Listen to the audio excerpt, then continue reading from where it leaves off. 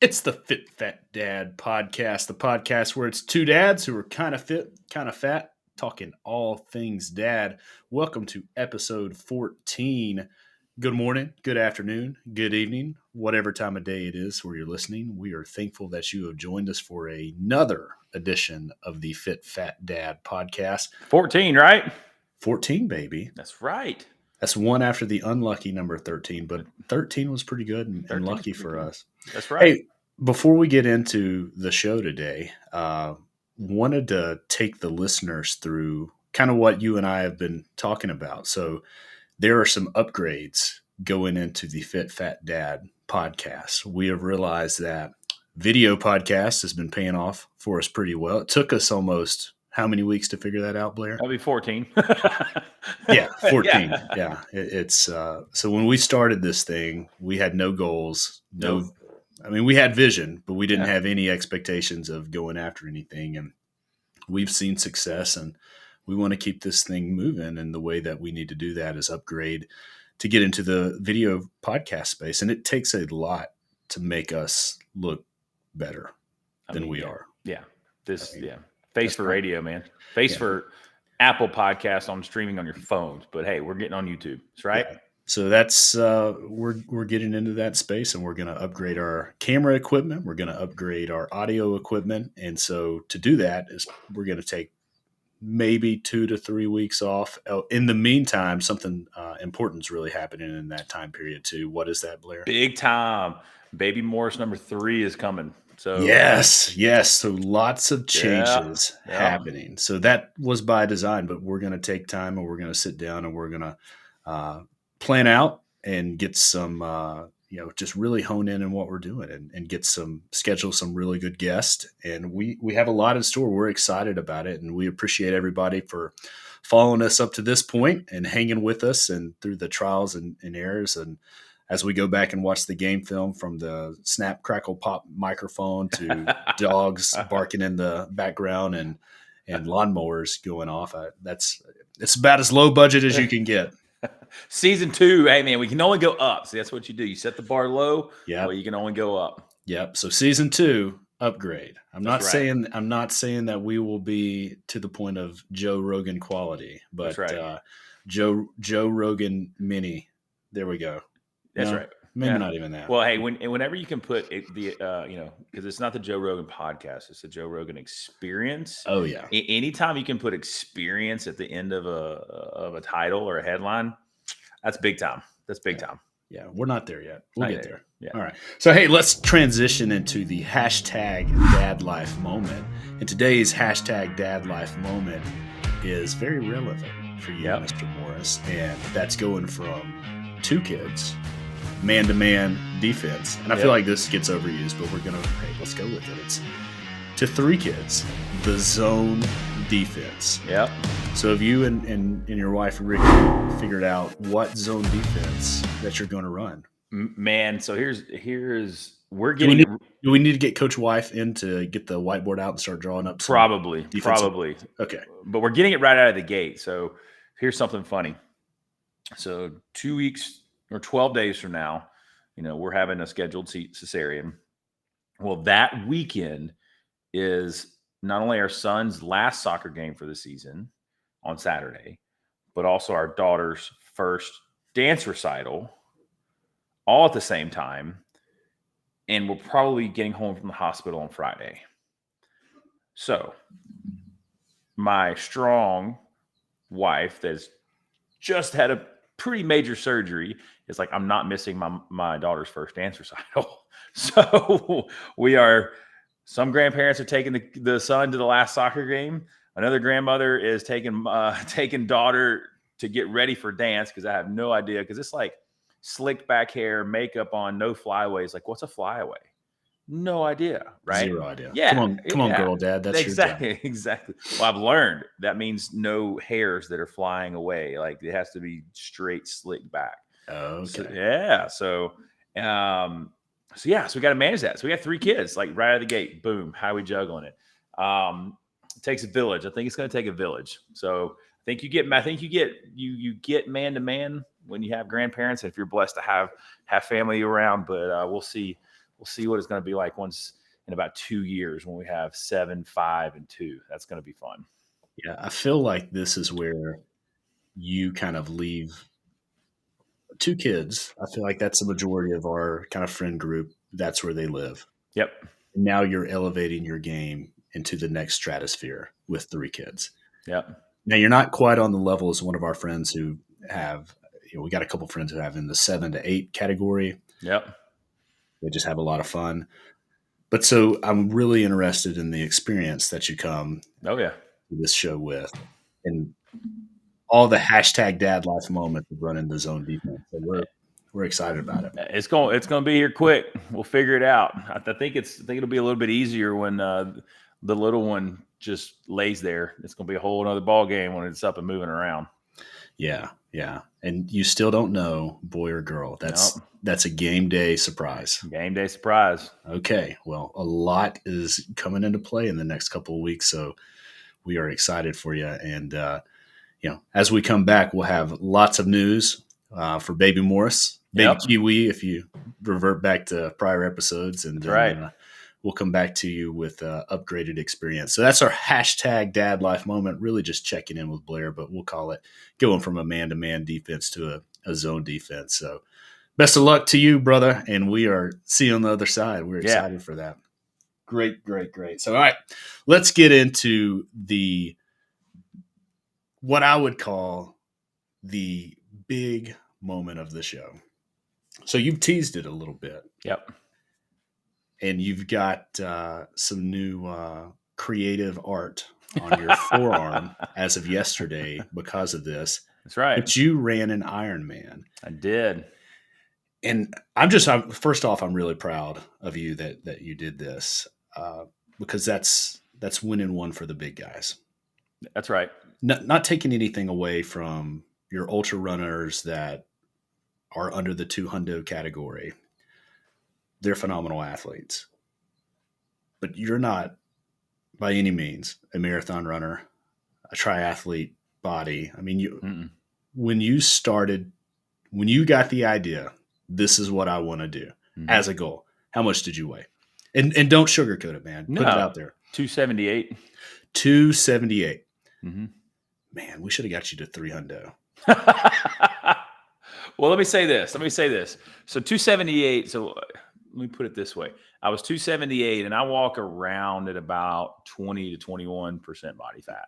If I let it creep up. So now you're just bragging is what you're doing. No, I want some context in here because I'm a big dude, right? And people hear 278 pounds and like, that's a big guy, right? I mean, I think, you're built the same way I am.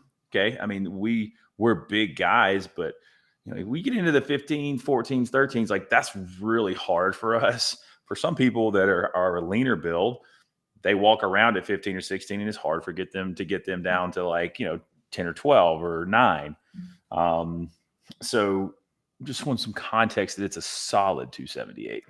Yeah. And we've talked about the old love handles, the water reserves. That's right. That's really designed for events like that you did with the Ironman. Buoyancy, floatability. That's right. So let's take it from the beginning. What in the world made somebody that is borderline near 300 decide that this is what I want to do? This sounds exciting to me to do an Ironman. Yeah. So, which we'll talk about this in season 2. So, some more teasers. So you have to listen to season 2 and some later podcasts to just where my mental state was about that time in my life. So just going through some stuff, and it was January of 21. And we had just come out, I believe we had just ended the fall small group session that we did. I believe that was right around that time. And there was another guy in the gym that was completing an Ironman, and I'm ultra competitive. Well, if he can do it, I can do it. So that was part of it. And then honestly, I think God led me that way.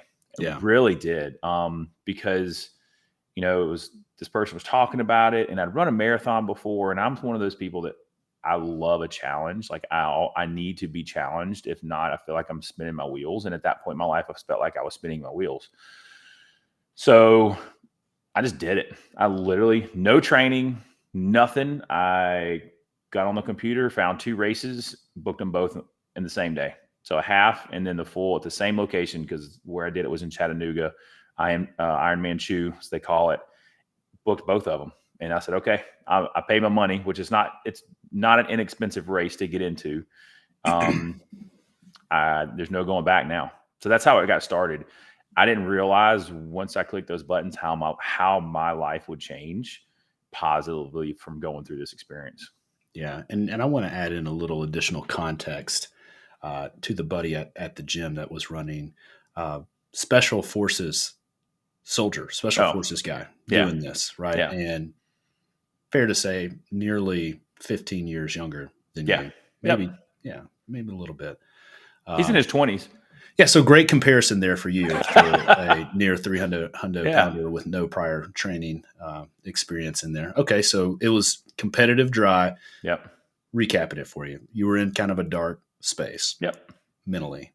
And then the old competitive beast that never dies within us came back to life. And then commitment. Mm-hmm. So now you've got accountability throwing your money down. All right. So how far out were you from event date when you threw it down? Yeah. So I wanted to do it right. And a friend of mine, which ended up being my coach, and she worked out at the gym for a little while. I set it out 15 months, I believe. Well, let's see, 17 months. So 17 months out. After I did it, I consulted with her and I said, hey, how long would it realistically take me to do this? She said, well, you're in shape. So previous background, been in functional fitness for, let's see, 2010. So almost 11 years of functional fitness, picking up heavy weight and putting it down, high intensity, short workouts, things like that. She said, we could do it in 6 months and you could finish, right? You're in base enough shape to be able to do that. But then it was, okay, well, do you want to do it right? And I'm like, yeah. Okay, well, then you selected the perfect race. Let's not move the race around. So we did that. And then it was, okay, where do we start? Straight into the pool. That's the first thing. No, I can run. I mean, believe it or not, I'm a pretty good runner to be the size that I am. And it was straight into the pool. And that was the most humbling experience I've ever been in my life. Like, hey, I want you to swim 100 meters as fast as you can. Okay, go. So we were in 25-meter lap pool, down and back. So 4 times. And I thought I was in shape. I sat on the side of that pool sucking wind for probably a good 5 minutes. And she's like, you don't know how to swim. It's like, okay, I feel that way right now. So we did that. And the biggest thing that she told me was to learn to relax in the water. And she said, learn to swim slow. And I did not know what that means. And it probably took me about almost a year, I would say a year, to really learn how to swim slow. And then I became more efficient. And that was the majority of the training right out of the gate was learning how to swim. So it was, and that was very humbling. Like that was okay, now it's real. Now it's real. Yeah. So you said 15 to 17 months, hit or miss. Is that typical lead time for somebody really running or getting into this space, call it marathon training, specifically triathlete training? Yeah, no, it's not. Typically people do it. Well, let me back up. It all starts from everything that my understanding, it all starts with your base level of fitness. I mean, if you're trying to go from a couch to an Ironman, that or longer. Like I talked to people on the race day when we were jogging that they've been training for 4 years, right. to get to this level of fitness. Let's go ahead and make the assumption that most people aren't, they're probably going to go couch to 5K unless they've got this competitive drive, former athlete where they're just going to shoot and go for it. But so we're going to assume that somebody's in a pretty decent base level of fitness or could get back there pretty quickly. So, I mean, 24 months to 17 months, would that be, or did your coach suggest longer? I mean, a decent shape, I think you could do it in a year. Okay. I mean, a decent shape, you can do it in a year. Yeah. Couch shape, 24 months. Pretty decent shape. Like she told me, she said we could do it in 6. The training would be very rigorous and Yeah. a lot more of a time commitment than I already had to make. But we could have done it. We could have done it in 6. Okay. So I think it all comes down to where you're starting from. Like, what kind of shape are you in? I mean, can you run a mile without stopping? Can you run a 5K without stopping? So there's certain Yeah. metrics. But the pool, a lot of people's like, I just can't swim. Yeah. Well, that's a whole nother skill that you have to learn. Yeah. I mean, because you're going to be in the water anywhere. I mean, the fast ones are an hour to an hour and 45 minutes is typical swim time. Yeah. So your first couple of months of training, did you ever get to a point where just this is a new territory and you lost confidence in what you were doing, or you look at the mountain of training ahead? Did you ever get to a point where this is, maybe I did the wrong thing here? Maybe this, hey, whatever the fee was, I'm just going to, I'll eat that. And then I'll explain it to Ricky why I just wasted $1,000. I don't know how much it costs. Yeah. Yeah. So between the races, it was about $1,000. And then, I bought a bike from you and I started, believe it or not, and I started on that bike. And then I realized, okay, I need, not that bike wasn't bad. It was a good starter bike, but then I realized, okay, I need to invest in a bike. Yeah. And, bikes are anywhere from you can get up in the tens of thousands of dollars. So I just found me a good road bike. The answer to that question is no. And I think part of that is because where my headspace was going into Ironman training, I needed a getaway, right? And what I found, so my training blocks early right out of the gate were maybe an hour, like nothing long, an hour a day, but it was just consistency. And getting in the pool is very meditative because you're just swimming. It's not like you're having to think a lot, or it's not crazy technical, right? And then getting on the bike, you're just riding. Yeah. Okay. You're just riding. You're, avoiding cars, hoping they're safe drivers, which I rode in the country a lot, but not safe drivers. No. But I tried to avoid high traffic areas for the most part. And I learned that early on. I had a lot of time to spend in my own thoughts. And that was very therapeutic for me where I was. I had a lot of quiet time because you can't ride with music. It's super dangerous to do that. And when I was in the pool, now they have high tech where you can listen to music, but I never listened to music when I was in the pool. So at that point in the stage, I had an hour to my thoughts by myself. Yeah. Nobody else. And I trained alone. A lot of people don't like training alone. I trained alone for every one of my training sessions. Yeah. And that made me really self-reflect and like, why were you ever in that headspace that you were in? Yeah. Where are you going with your life? Yeah. What is your purpose? God, lead me. I mean, I can't tell you how many times I prayed in the water. I can't tell you how many times I prayed on the bike. Just, I won't say a mindless, I won't say a mindless exercise, but you can easily drift away. And it was, it was kind of my quiet time. Yeah. Well, I mean, if we go back and listen to our previous episodes of you're beating down the flesh. Yep. So you're beating down all the desires of the world. And then we talked about elimination of hurry, just allowing yourself to release and connect. So that's really good. So, okay. Early on, we'll call it phase 1, the first quarter, 25% of your training. Walk me through a typical training week. Like what, in terms of number of days, amount of time, when did you train? How did you fit it in your day? Because I think that's the number one hurdle for anybody that's wanting to get into the space is I don't have the time. So how did you overcome that? Well, let me say this. So before I even started, I asked my wife, Good call. Can I want to do this. It's going to be a lot of training. And, so she blessed it, but also in a business. And there was a lot of sacrifice. So for the first year, it was about an hour a day. So not a lot. Maybe long days were hour and a half. So we were just building a base. That's all we did for 12 months. And that's why I say anybody that's in decent shape can do it in 6 to 8.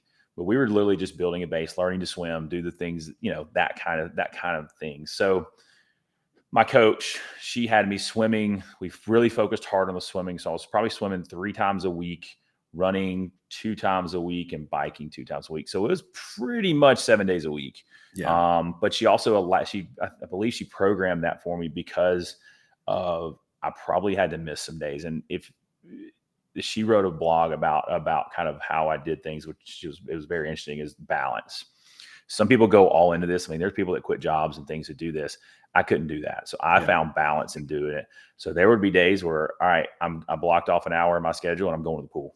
Like I'm just going to the pool. I'm going to run, and it's in the middle of the day, like around my typical workout time. That's just what was my workout. And I was able to get away with that for the first, about a year. Yeah. Once we get into the long stuff, then it was, we would say, let's go phase 2 of this. Now we're getting into the, hour to hour and a half in the pools, 3-hour runs, and then 3-4 hour bike rides during the week. Drop the kids off, hop on the bike, and I'm gone. Yeah. And so I just, there was sacrifice on the work side of things early in the mornings, but that just mean that I had to catch it up on the back end. And then Saturdays, Saturdays were long days. I mean, I would leave it. I would hit the road as soon as the light came up for cycling, and I would be gone. And I wouldn't come back till, I think, as we got deeper into it, 2:30, 3 o'clock in the afternoon. Yeah. And so it's a lot of sacrifice on the family time. And I was blessed to have a wife that said, yeah, I'll hold on to these kids. You do what you got to do to get this thing done. Yeah. I would imagine that, though, as supportive and patient as Ricky is, just being human, she's dealing with 2 kids, and there had to be moments of where she's like, hey, I wish I could get on my bike and just go away.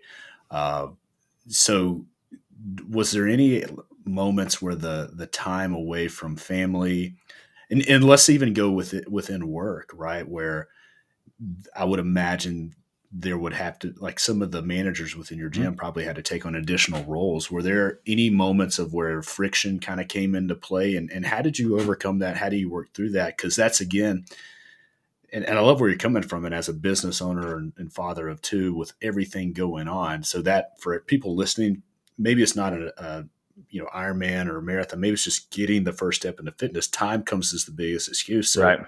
I love that you're just juggling so many things, but I don't want to sit here and paint a picture that was all perfect. So how did you overcome those times of friction when people got frustrated with you? Yeah, absolutely. So there were times where I missed training sessions, and at that certain point, it was a decision that had to be made. So there was times where I missed training sessions, and there were some conversations that I had with Ricky. I say my wife, everybody knows her now, Ricky. I had her with Ricky, and was like, I've got to get this done. Like I have to do this, right? If I want to complete this, I'm sorry. I am going to be a little selfish at this point, and I think I use that terminology is I have to be a little bit selfish because I have this goal. I'm going, and I've got to go, right? But there were other times where it was like, okay, I can miss this training session, which may or may not have been right. Could I have done those training sessions and probably finished a little bit better or been a little bit more prepared, which I thought was very prepared going in? Probably, but that's where that balance came in. Friction on the work side is,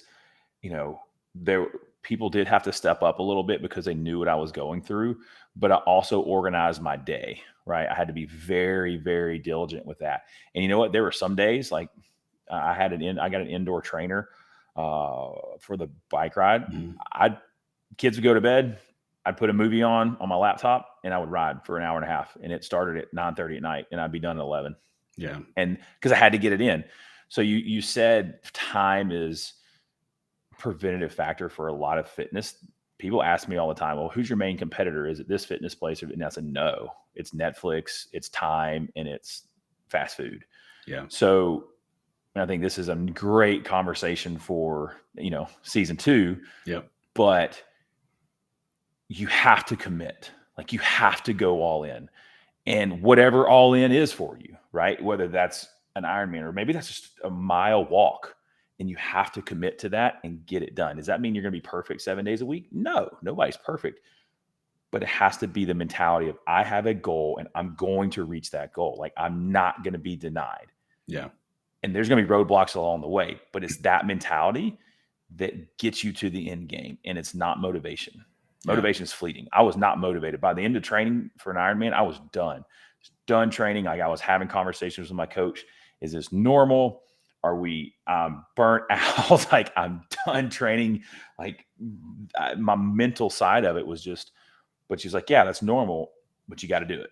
And so it was the discipline of I have to do this to be able to accomplish what I want to at the end of this thing. Yeah. So let's shift from here a little bit and advance. And I love this conversation because I kind of liken it to don't worry about the last play. It's the next play that matters. That's right. So we'll call it the halfway point. You did the half Chattanooga, which is great because you're going to be running that track. And so you can get a good feel for that.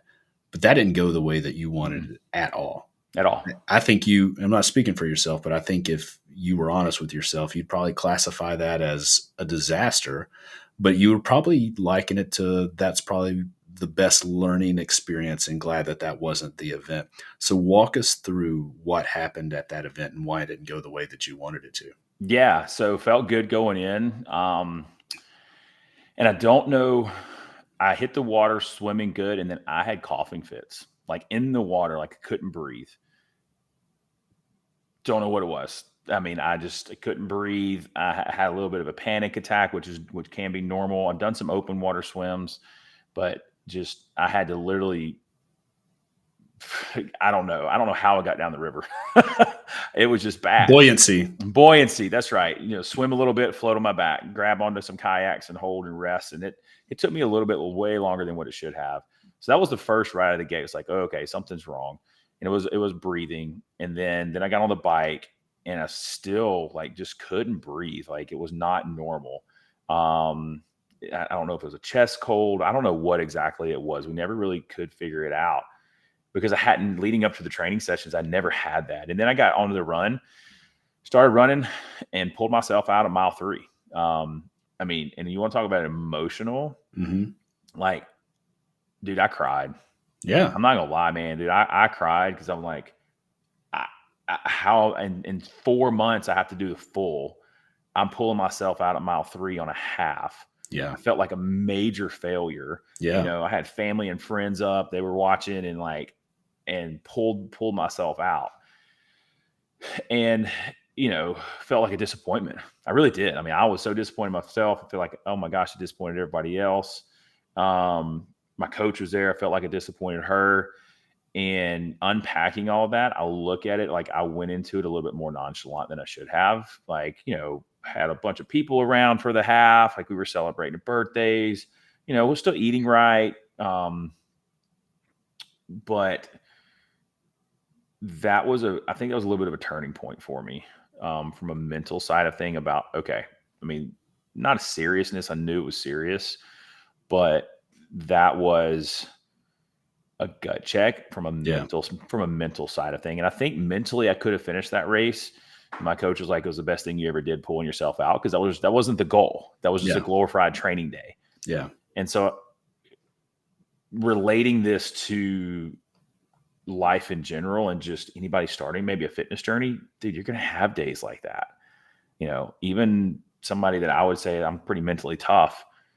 I broke down, and I had to have a coach to say, no, you did the right thing. You pulled yourself out and now we can continue to train and get better rather than pushing through just to say that you did a half. So, and I would imagine the haters came out pretty shortly after that. I don't know. Maybe you just got a phenomenal support group, but I'd imagine that there were people looking at your times because you had the whole gym pretty much tracking your times. Oh, and there had to be the obvious thought that he can't even finish the half. Yeah. Like he can't even make it to halftime. Yeah. And he's got the full shebang in 4 months. So I don't know if anybody, I would imagine, I don't know, we've got such a good culture at Iron Triathlon. Or at least nobody's going to say it to anybody. That's right. 270. Yeah. And, and honestly, I didn't want to go on social media and post it. And I don't remember if I did or not. But we've talked about our thoughts on social media anyways. But nobody really said anything to me. I think there were maybe some conversations about what happened. What happened? We were tracking you, blah, blah, blah. So I kind of had to explain it. And, you can't read people's thoughts. But I'm sure there were some out there that were, oh, okay, we didn't finish this. There's no way in 4 months he can be ready for the full. Yeah. So let's take it to the final stretch. That experience, you learn from it, not your best day. So your final 4 months, to kind of close this out here on this podcast, take us through how you rebounded, and then talk us through kind of, you've already hinted in early episodes about the experience of race day, but talk us through that. Take us home with the home stretch of the training experience. So the half was in May. The full was at the end of September. So end of May. So you had June, July, and August, and then it was race time. So really 3 months so 14 more weeks of hard training and then taper. That was probably the last 14 weeks was the hardest 14 weeks of the whole thing. So the hardest 3 months of it, because we had to get ready. And it took me about 3 or 4 days to get back on the bike and to get back in the pool after the DNF. Did not finish. Yeah, did not finish DNF. Yeah. So coming from that and then getting back on the bike was hard. Getting back in the water was hard mentally. But now we're stretching out to where we're going 80 miles on the bike, 100 miles on the bike, which a century ride's a big accomplishment. So accomplishing 2 or 3 century rides, then riding 116 miles and 120 miles. So, I mean, you're talking 7.5 hours on a bike prepping for that. That's the Saturdays where it was like, you're gone all freaking day. Being in the pool for, an hour and 45 minutes, long runs. I mean, just beating down the body. Like, I was getting tired, really, really tired. It's also where I started really losing a lot of the weight, because now my training sessions are huge, vastly different and burning way more calories. But about mid-August is when I started having I'm done with this. Like, I can't train anymore. I can't do it. Like, I'm done. I'm ready to race day. How much longer do we have? Like, all those things. So that started getting tough, and trying to do an Ironman on your own without a coach is really hard. So if this is your first one, go get a coach. Go buy a coach, invest in it, invest in a local coach more than an internet coach, in my opinion, somebody that is in your community that can help you. Because they're going to save you on race day. They're going to save you in training, and they're going to save you when you're ready to quit mentally. And I think this is another one for a podcast later, is how to overcome those thoughts. So we get to race day. Race day's chill, totally different experience. Got a Airbnb for me and my family. Didn't do anything around Chattanooga. I mean, we weren't up, no sightseeing, nothing. Like, this was, and my family knew it. Had my own room. They were great, good meals. Race day starts at 4 a.m. Tried to go to sleep. Probably slept for 3 hours. Yep. Game day jitters. Feeling great. At the half, I got there. I'm always early bird. Got there and had to sit around and wait. This time I got there later. In an Ironman, you've got about 3,000 people trying to walk down a chute to get into the water. So probably about an hour. I probably got there about 5. Got into the chute about 6, and then the race started at 7. I think it hit the water about 7:20. So about an hour and a half. But you got to get prepped and all of that. The coolest thing was I didn't know my coach was going to be there right before it hit the water. So, like, as we're walking down the chute, I see my coach. And that was the moment. It's like, today is going to be the day. Yeah. Like, this is it. Hit the water, man. We're swimming. And in my head, I'm swimming. And as I breathe, I'm seeing the most beautiful sunrise. I'm like I'll never, I'm getting chills just thinking about it. I'm like, all right, God, you got me. Like, this is it. Like, we're completing this today. It's a beautiful swim is going great. Like, my swim times in the pool were about 90 minutes to hit the distance. I did it in like an hour. Like, I was like an hour 4. I got out of the water and looked at my watch. And I was like, wow, that was fast. man, it was awesome. Running into transition because let me back up. My goal when I signed up was to finish. My goal on race day was to go under 13 hours, which for a big boy, that's humping it. Yeah. 30 minutes off the clock, boom, I'm ahead of the ball game. So get in the transition tent, then it starts to rain. We knew it was in the forecast, so rain, and it got cold. I mean, my toes were numb on the bike for probably the first hour and a half, but I'm crushing it, man. Feeling good. It's going great. Like I'm passing people, and in the half, I was getting passed. So I'm hammering down, and Chattanooga's pretty rolling hill. So we're just cruising, make the loop. Second loop that was definitely a lot harder. Yeah. Which I knew that. Still feeling great. Nutrition was on point. Double decker, Little Debbie's, 500 calories and about 100 grams of sugar per. Yeah. Yeah. So yeah, it was awesome. But then got a flat, mile 96. Boom. On the bike. On the bike. Didn't know this, but apparently when it rains, that's a very common, just messes with the tires. You get a lot of stuff. And I know when I did it, man, I went over some rumble strips and boom, sure enough, blew it. So I'm not the fastest tire changer. That took me about 15 minutes. I would assume 15, 20 minutes to get that done. That hurt me mentally at that point. Yeah. Because I was having the perfect day, and it would go sub 13 was going to take a perfect day. And I was having that perfect day. And so that was really tough. So get on, and now it's like, okay, let's try to go sub 14.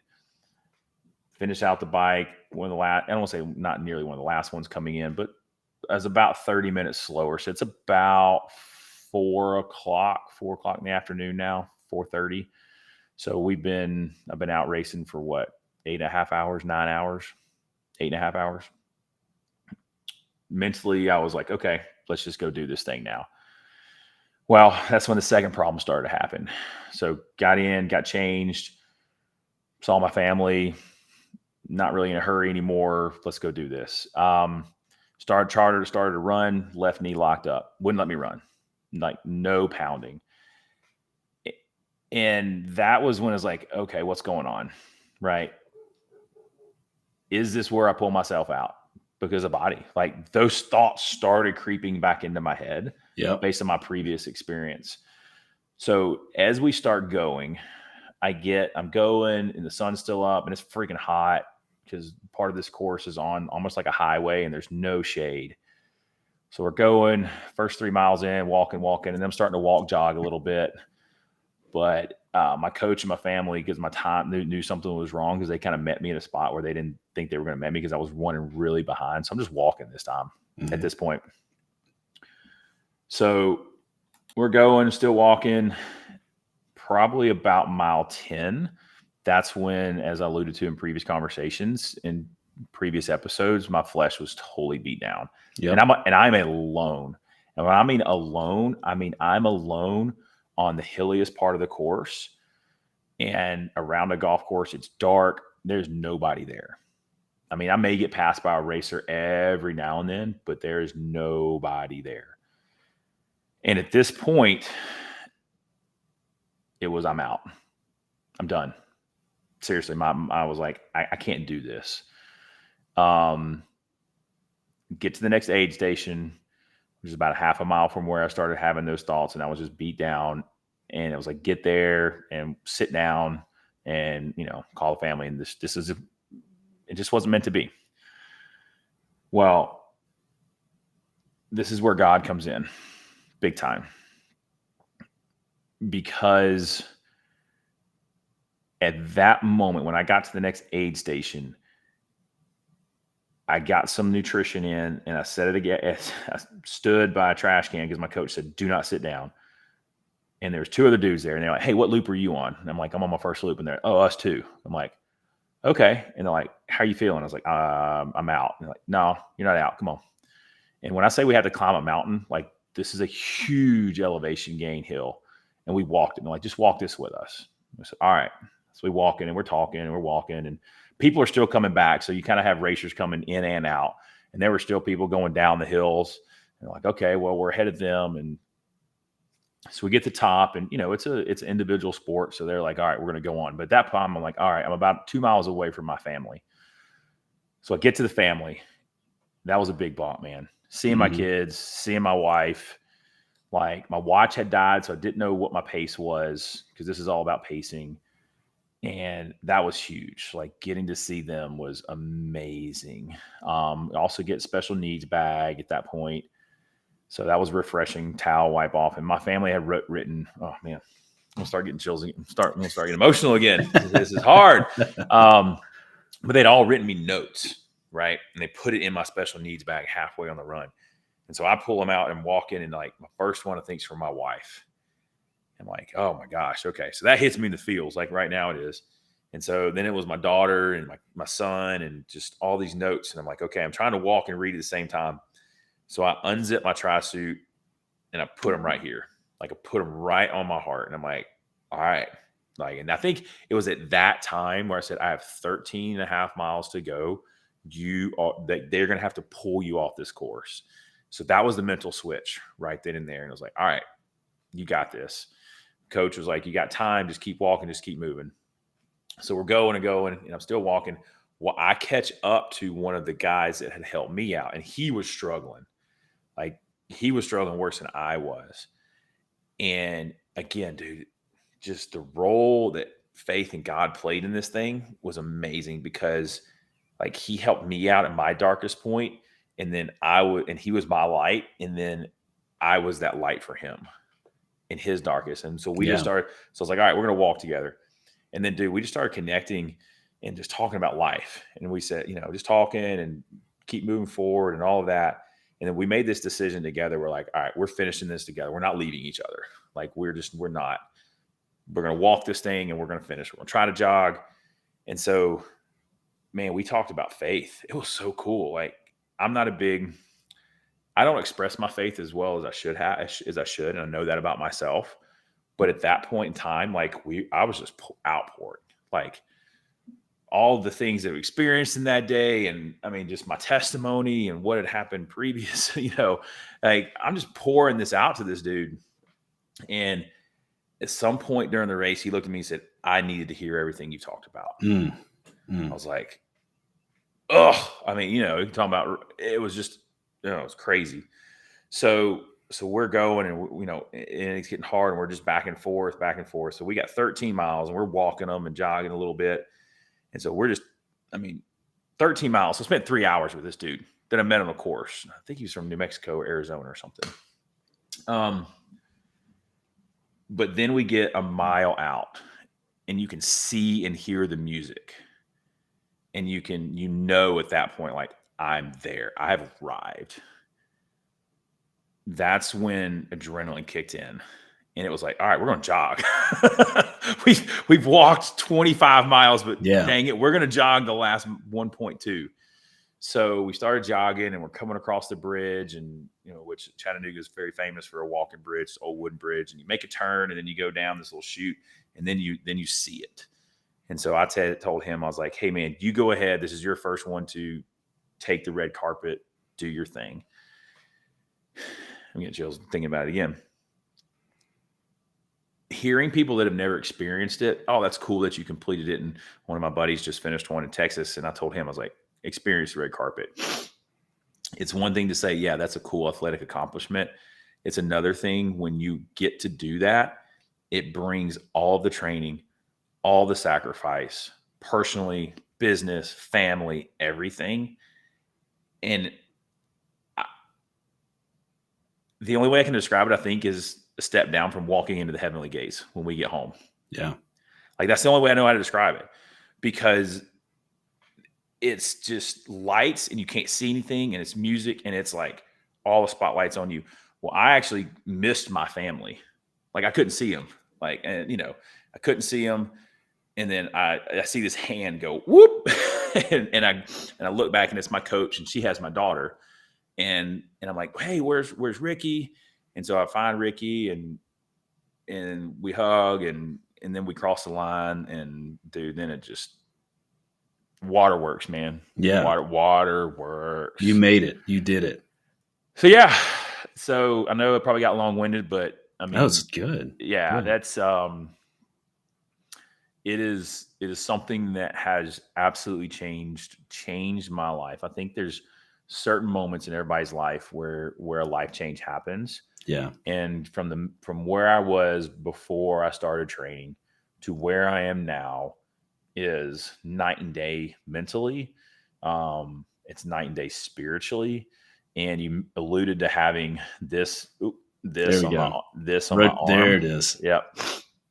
So a tattoo is a tattoo, but this is something that I wanted it on my calf. My wife said no, she likes my calves too much, and she didn't want any ink on my calves. So I was like, all right, I'm gonna do it on my forearm, but it's something that I can look down at every single day when life gets hard, because it's going to get hard again. And no, just keep putting your foot forward, man. It'll be Yeah. okay. Have faith. Yeah. Keep putting your foot forward and lean into the people around you, and you can do it. Like, and that's the biggest takeaway. So Yeah. Well, there's so many lessons in that, and so many lessons that we've already talked about kind of rolled up into one story. If you don't quit, you win. Yep. You never quit. You just one foot in front of the other. You versus you, right? Yep. You quit worrying about comparison, and you made it, man. You did it. So thanks for sharing that story. And I hope it's motivating to our listeners to, regardless of whatever it is, you don't have to have goals to do an Ironman or a marathon. I mean, it could be just something simple, like just getting into the gym one day a week, or it doesn't matter, whatever to be a better person. I think that's the goal, and to never quit. Adversity is going to come. It's a given, guaranteed. That's right. And I'll say this, never quit is great, but don't be afraid to start. Yeah. That's that. And I think that doesn't get mentioned a lot. Don't be afraid to start. Like, yeah, don't quit, but you can't quit if you don't start. You know what I mean? True. And so take that first step, whatever that is, take that first step and build on it. Right. Yeah. And have a plan, and don't be afraid to start. I mean, I think that gets missed a lot, because so many people will say, I don't have time. I'm too busy. I'm too tired. This is an old adage. Look, we all have 24 hours in the day. How do you allocate those 24 hours? Yes, sir. All right, out here. See you guys.